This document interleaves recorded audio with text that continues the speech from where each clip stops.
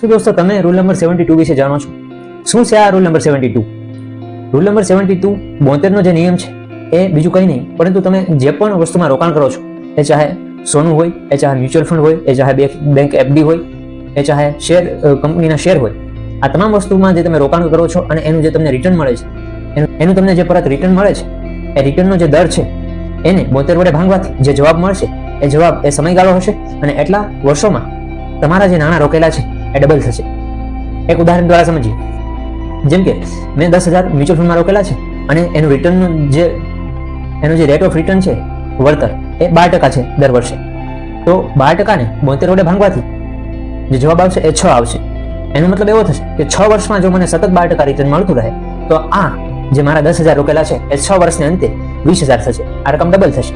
એ જ રીતે આ 20,000 અન્ય 6 વર્ષમાં જો આ કન્ટિન્યુ રિટર્ન મળશે તો એ જ રકમ ફરી ડબલ થશે, એટલે કે 40 થશે. અને એ જ 40,000 ફરી 6 વર્ષ સુધી એ જ રિટર્ન આપે તો એ 40,000 80,000 થશે.